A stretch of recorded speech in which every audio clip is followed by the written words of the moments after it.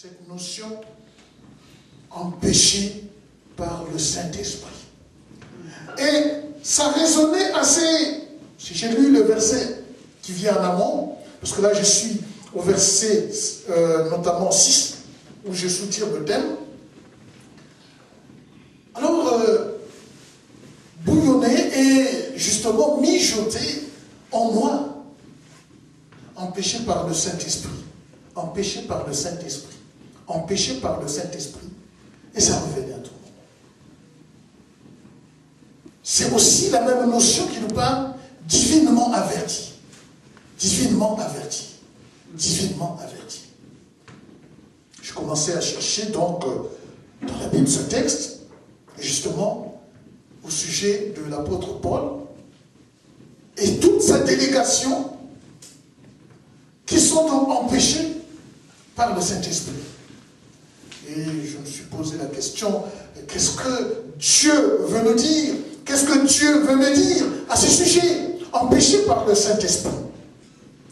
Alors c'est ce que nous allons tenter de comprendre tous ensemble ce matin. Et en lisant, je suis arrivé justement au verset 9, pardon, au verset 7, et il est dit, arrivé près de la Mysie,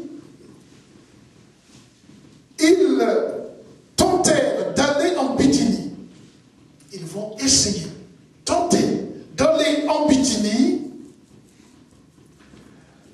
L'Esprit de Jésus ne le leur permit pas.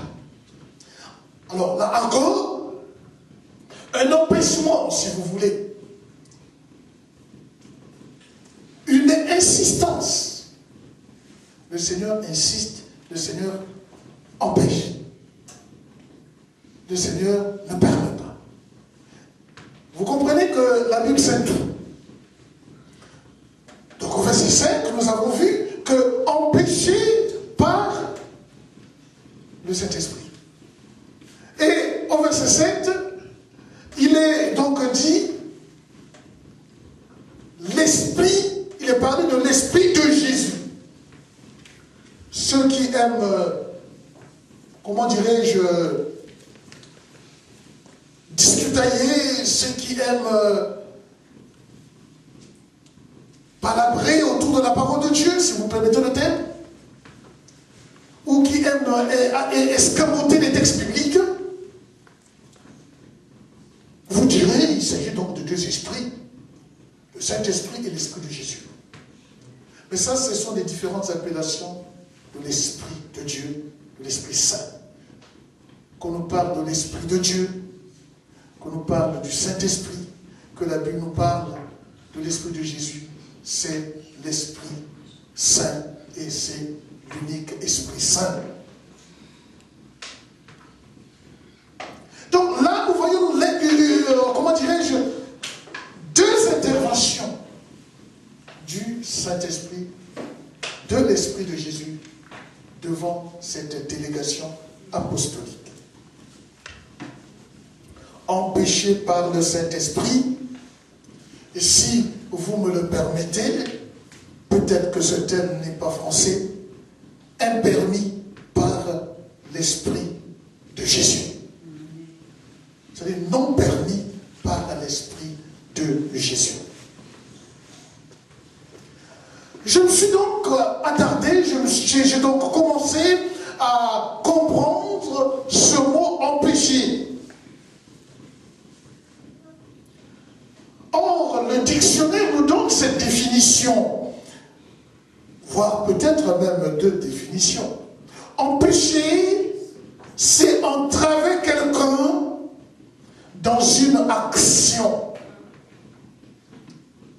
ou entraver quelqu'un dans ses projets. Amen. Amen. Et la deuxième définition dont je voulais parler, empêcher, c'est mettre un obstacle.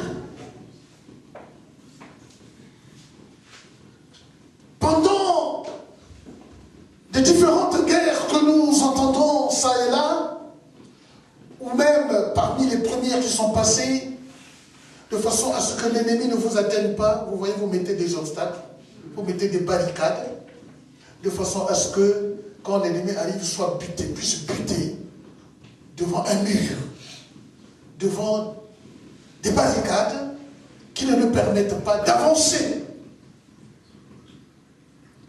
Combien de personnes n'ont pas mis des obstacles sur le chemin des autres, afin que ceux-ci n'avancent pas, n'évoluent pas, n'aillent pas plus loin, ne progressent pas. Ils ont été empêchés. Ça, c'est le premier côté de l'empêchement, qu'il ne soit pas bon, que je voudrais également parler. Et le deuxième côté, c'est le texte que nous avons lu, empêché par le Saint-Esprit. Nous avons lu que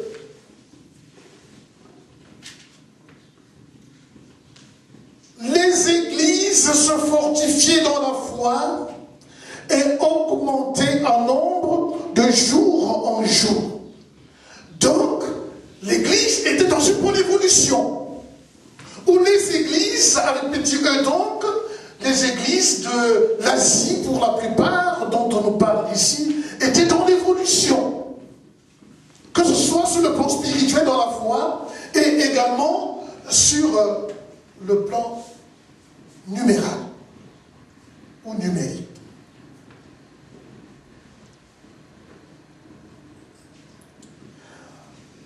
Et Paul, nous sommes là à son deuxième voyage missionnaire. Il continue à faire l'œuvre de Dieu pour ces églises d'Asie qu'il va donc aller visiter pour la deuxième fois. C'est pour nous dire que, mes bien-aimés,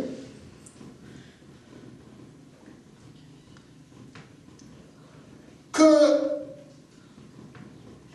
l'homme que nous sommes, tel que vous y êtes, et que je suis, que nous sommes tous, en tant que chrétien, en tant qu'enfant de Dieu, nous devons avoir dans l'esprit, nous devons avoir dans notre conscience, nous devons avoir cela en nous. C'est-à-dire être conscient des interventions divines dans notre vie. Quand Paul, et je pense à Timothée, parce que le texte en amont nous le dit, Silas aussi Luc, puisque celui qui fait le secrétariat, dans sa délégation, partent en mission du Seigneur, travaillent pour le Seigneur, ont reçu le Seigneur, ils savent qu'il œuvre pour Dieu.